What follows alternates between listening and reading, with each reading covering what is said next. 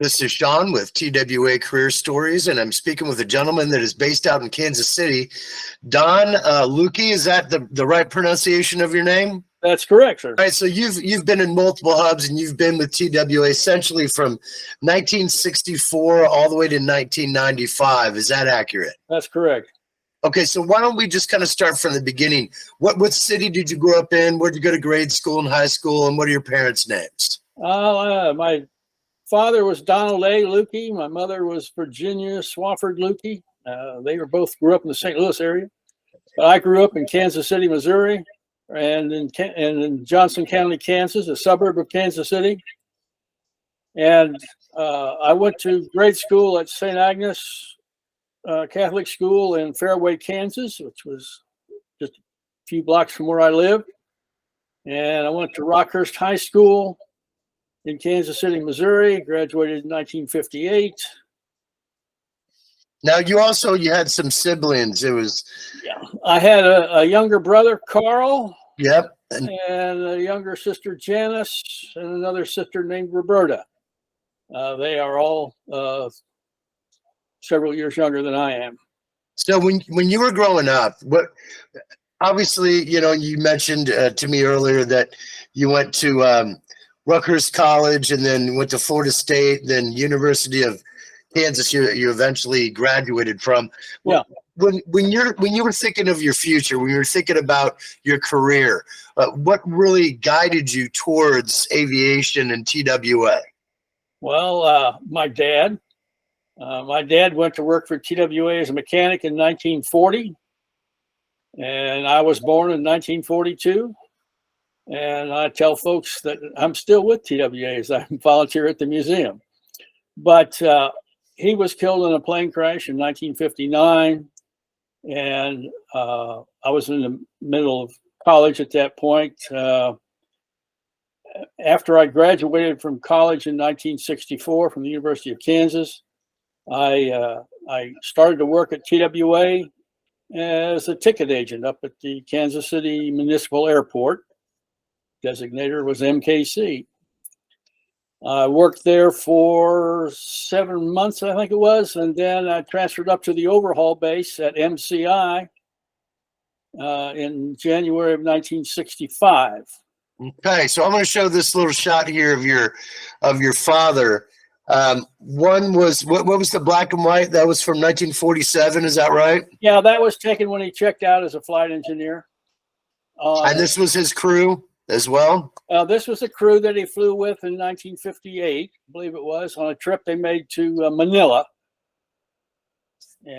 Right, so I thought this is pretty interesting. This is both of your bios. Mm-hmm. One was your father's in 1959 when he passed, essentially, and yours came out in 2018. So if you could just kind of talk a little bit about your father and your inspiration from him for really going into aviation and why you were really interested in it from the beginning. Okay. Shortly after I was born, he was transferred to Washington, D.C. with the Intercontinental Division, which was TWA's division to support the Air Transport Command during World War II. He was a mechanic. While there, he was working on his pilot's license, and he had friends who had their own airplanes, and he would work on their airplanes for them and to get flying time. And then as I got old enough, I was old enough to walk around by myself, I'd go out to the airport with him when he was working on the airplanes. So, so we'd go out to the airport, and while he was working on the airplanes, and I'd play around the airplanes and that, and of course, he let me know if I got in the way of messing with an airplane. But so then when he'd go flying, I'd go with him, and I'd sit on his lap, and as we were flying a little Taylorcraft airplane around. Then after the war, he was transferred back to Kansas City, and that's when he became a flight engineer on the Boeing 307. And then subsequently he moved into the Constellations. So I had a long history in airplanes. Of course, we built model airplanes all the time growing up. And then he was, like I say, he was killed in a plane crash in 1959, which was a jolt. But, and of course, I always maintained this interest in going to TWA, but I started off in school thinking I was going to be an engineer, but I found out that the sciences weren't necessarily my strong point. So that's why I wound up graduating with a degree in political science. I started to work for TWA on May the 20th, 1964. I graduated from KU on June the 4th, 1964. And I got married on June the 13th, 1964. That's a lot happening pretty quick there. Yeah. You and your father, and this is the memorial. Where's this located? You said outside of Milan, Italy? Right. It's in a little town called Olgiate Olona. In 2009, we flew over there to go to the 50th anniversary thing, and that's when I took that picture. So what was the scenario? How did the plane go down, or where did it go down? It was one of two known instances of lightning actually causing a plane crash. Lightning struck the wing. There was a spark of static electricity. Spark went into a vent to a fuel tank. The fuel tank was empty, but the vent and the tank were full of fumes, and the spark created an explosion, and the airplane crashed in this little village outside of Milan. And where was he coming from and going to? Well, they had originated earlier that day in Athens. They went from Athens to Rome, then from Rome up to Milan, and then they were going to go on to Paris. And then they would lay over in Paris, and another crew would take the flight on. That was on a Friday afternoon, June the 26th, 1959. My brother and I were sitting watching television at home, and we saw the bulletin come over the news that TWA Flight 891 had crashed after takeoff out of Milan Airport. And so that was how we found out. Gotcha. Well, in honor of your father, I'm sure that he'd be proud of what you had, almost a 30-year career, essentially, with TWA. Yeah. Right. How many years was he with TWA before he passed? 1940 to 1959. Okay. All right. Just under 20 years. All right. So let's go to this shot here. This is actually at your retirement party, but I'd like to kind of dive more back into your career itself. So, for a year you were a ticket agent, and then, you were in production control.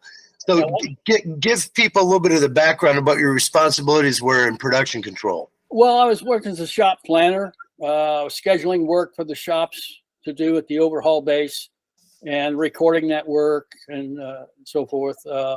It was while I was working there that this was 1965.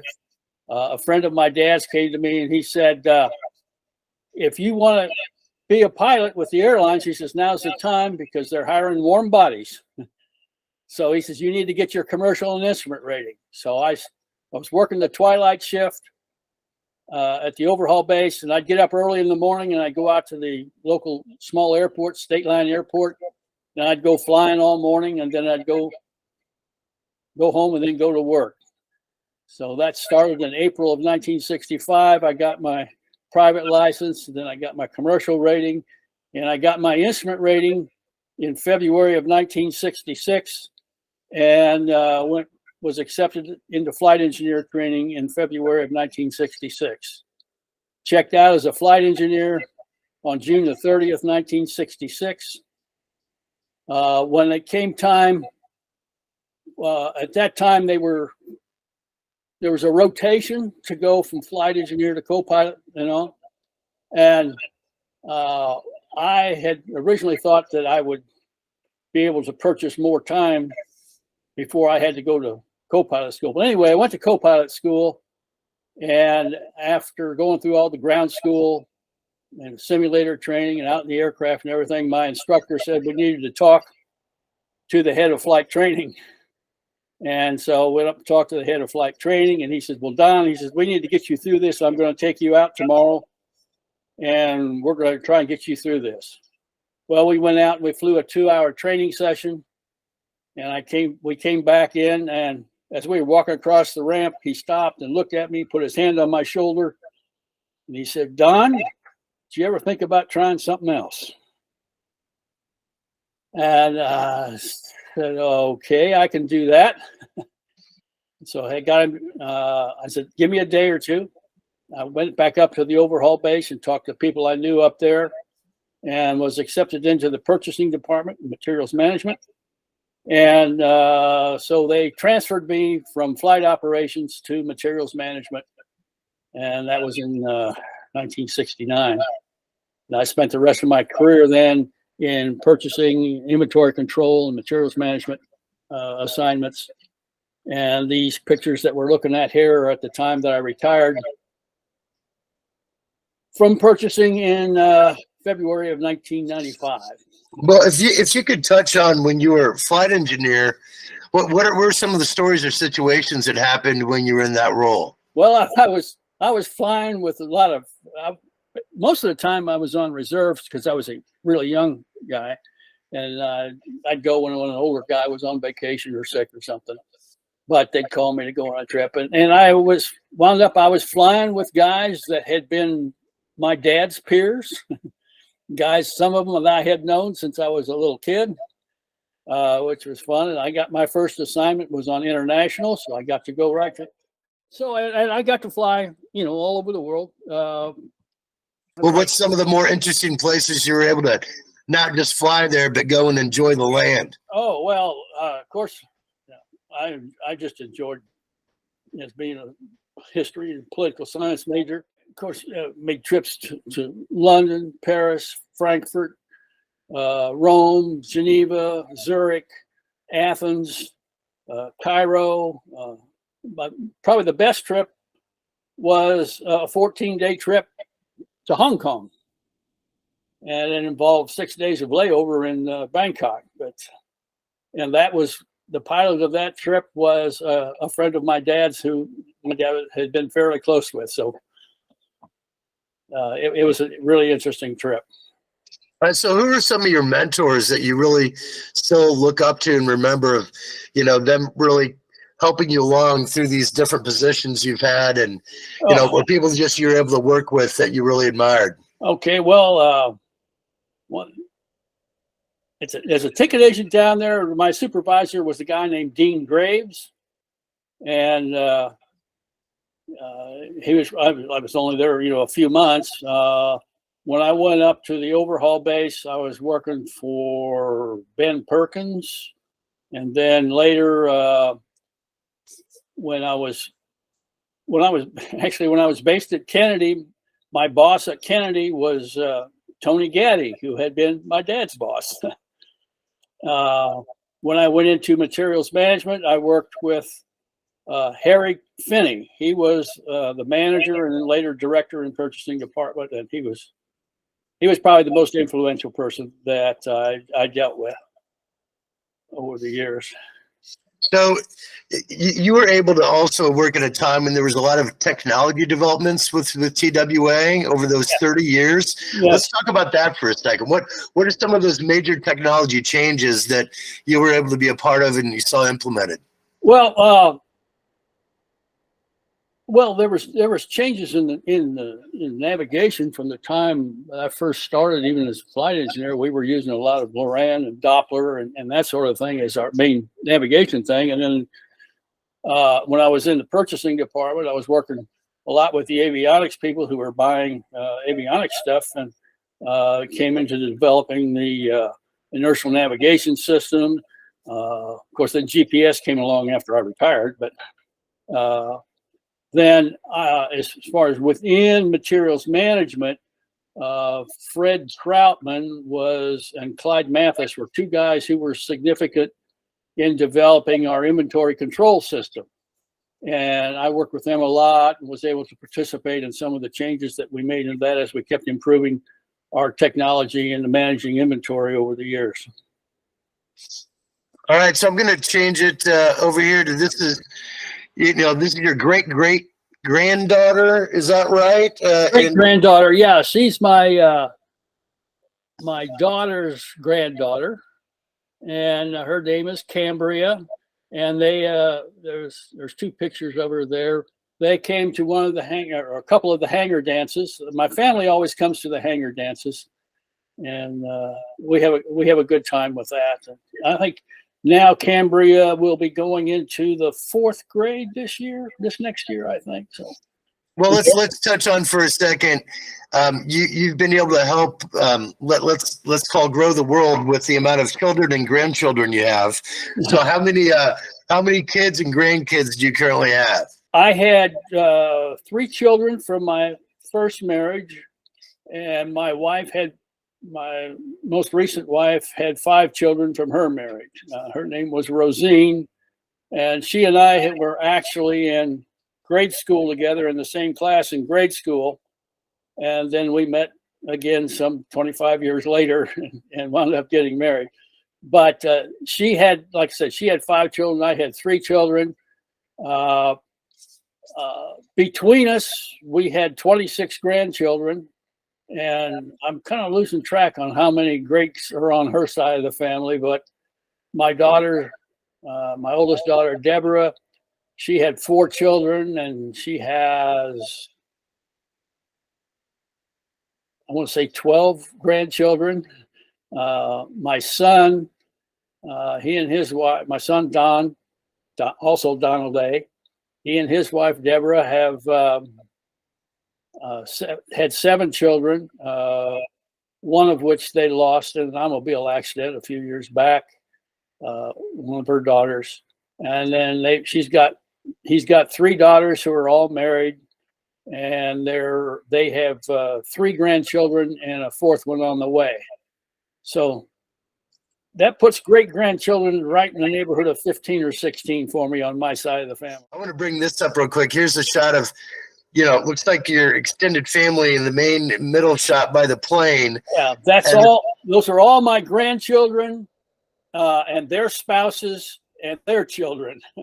That's pretty amazing. And the other shot underneath the plane, well, who's in that shot?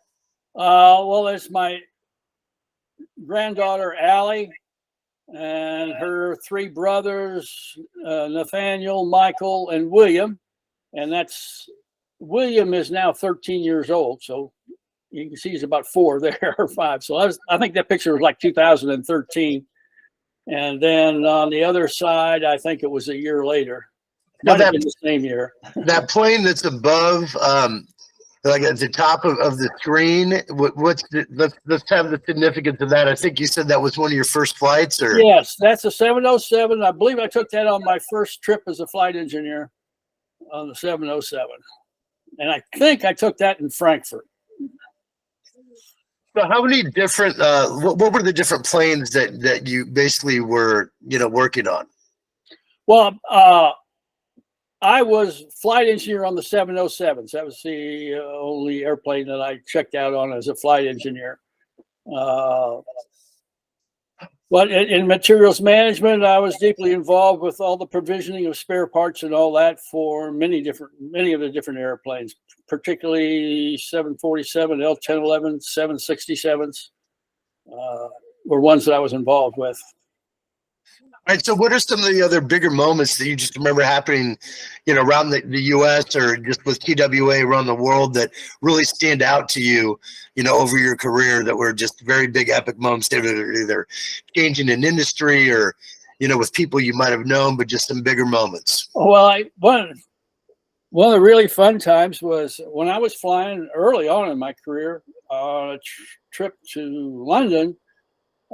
Danny Kaye was on board. And at that time, we pretty much had an open door policy for the cockpit. This was pre-security stuff. He rode up in the cockpit with us all the way across the North Atlantic. He did that twice on 2 different trips. But so that was pretty interesting. Also, we left Cairo on a trip. We left Cairo the day the 6-Day War started in 1967. And we went from there to Paris. I had a trip to Athens, and about a year later, I think it was in '68, and there was a revolution in Athens the day we left Athens. There was tanks and that rolling in the street down there. So a little bit exciting there, you know. So what about JFK? Let's talk about you working JFK. Yeah, well, I was based in JFK as a flight engineer. I lived out on Long Island, a little town called Bayport. Then I lived out there for about a year. Then we moved back to Kansas City, and I would commute to New York. I had relatives who lived up there too, so that made it kind of nice when we were living up there with 2 babies and had family to go to now and then. Right. So you had obviously a lot of kids, and they had a lot of grandkids, and your wife and everything. What's some of your favorite trips taking with the family and utilizing the perks of TWA? Where'd you go with some of the ones that really stand out? My wife and I, there was 2 of them that really stood out. Where we flew to London one time and had a rental car, and we'd signed up for a like an 8-day package thing, staying at bed and breakfast places. And we flew into London, Gatwick, and we drove. First night we drove down to Dover. We spent the night in a bed and breakfast there, and we had this little coupon book for staying at these. It was a prepaid thing, and then I would call the next bed and breakfast place that we were going to go to make arrangements for the next night, and then we drive, just sightsee along the way. And we wound up going all the way from Dover down the south coast of England, all the way up across England. We went to Glasgow. We went across over to Inverness and Loch Ness and Edinburgh, and then we flew home from Edinburgh. So it was quite a trip, and I think it may have cost us $2,500 for 8 days or whatever it was for the whole trip. Wow. This is Pam Blasham. She's the director of the museum, and you've been involved with the museum for years. Let's talk about what you've been able to do to help, and also some things you've seen that have grown at the museum and what you really like working there. Okay, well, I first got involved with the museum in 2012 when one of the guys I knew that was working there called and asked for help moving stuff from the KCI Expo Center down to the 10 Richards Road building. So they were moving the museum down there. I said, well, sure, I'll go help. And so I kind of got into it, and I've been there ever since. We had 2 rooms full of items for the museum at that point in time, and now we've got like 11 or 12,000 square feet of space that's got 5 or 6 rooms and an airplane sitting in the hangar. So there's been a lot of growth.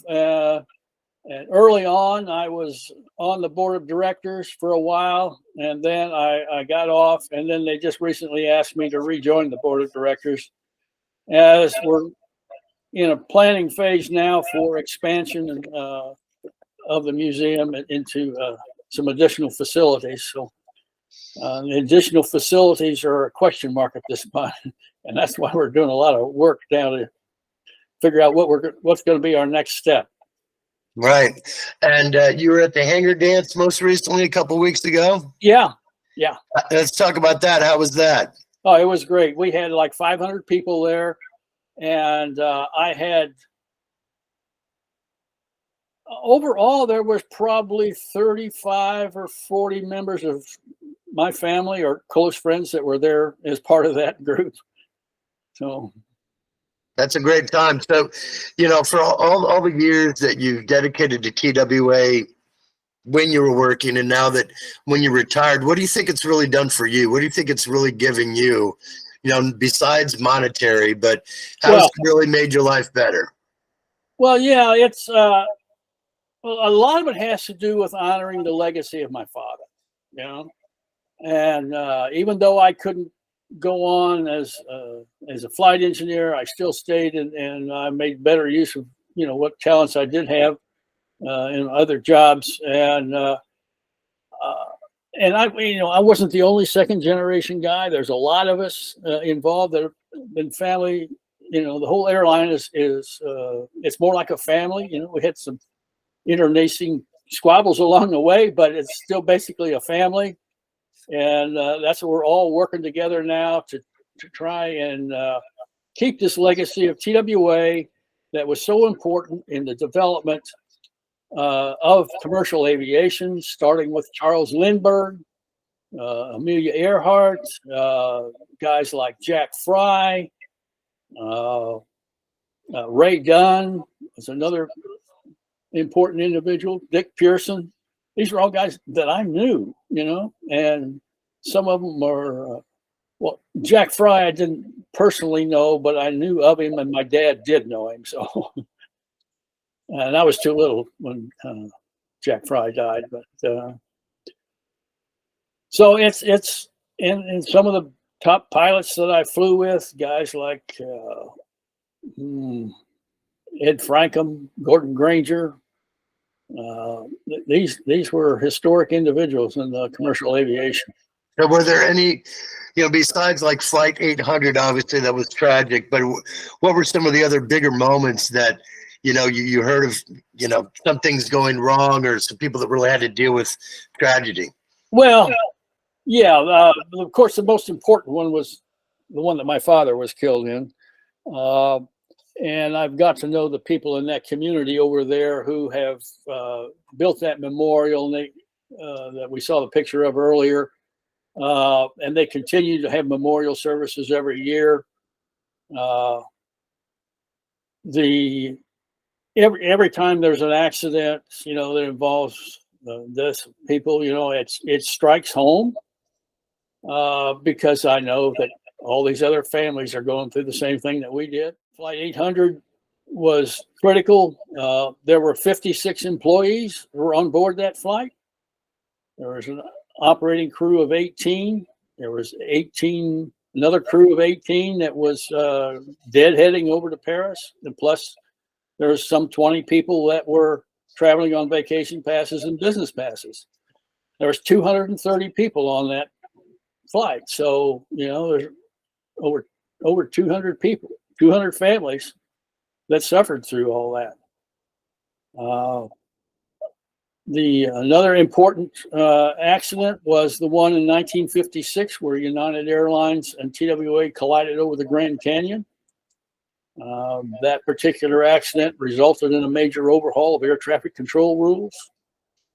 There was 128 people were on board those two airplanes. I did a study and found that there were some 29 accidents since 1929 up through Flight 800. There were some 29 accidents that involved the deaths of crew members. And there were something over 200 crew members that lost their lives during that period of time. And we have a little display, a little book that talks about all that at the museum in a memorial room. How many alumni would you say are alive today? What would be a guesstimate that are still alive that's worked with TWA? Oh, gosh, I don't know. I know that at one time there was over 10,000 people employed by TWA in Kansas City. And then we had people all across the world. I think the top employment number across the world was something like 26,000 at one point in time. And there are several thousand that live in, retirees, former employees that live in the Kansas City area, I'm sure. But, and their families, so. Right. Well, listen, Don, is there anything else you'd like to add before we close out? No, I don't think so. Well, I really appreciate your time, and obviously that, almost 30 years, or was it 31 years essentially? 31 years on the payroll. 31 years. And I'm still there. Is there anything else you'd just like to say about, us being able to save these career stories and being able to kind of walk through this? Well, I would invite everybody who sees this, who's a former TWA employee or TWA family member, come to Kansas City and visit the museum. Well, that's part of the goals of these, to be able to attach these histories to the museum besides the families getting them and passing them on forever. Well, and we got to give a little bit of homage to your father, and you're the junior, he's the senior. Is that right, Don? Well, we have different middle names, so we weren't technically senior and junior, but yeah, he was the older and I was the younger. And my son is also Donald. So anybody hollers Donald in my family, they get an answer. All right, well, listen, just stay on the line, and I appreciate your time, and I commend you for your career with TWA, and these will also be at twastories.com. Okay. All right. Thank you, Sean. You got it.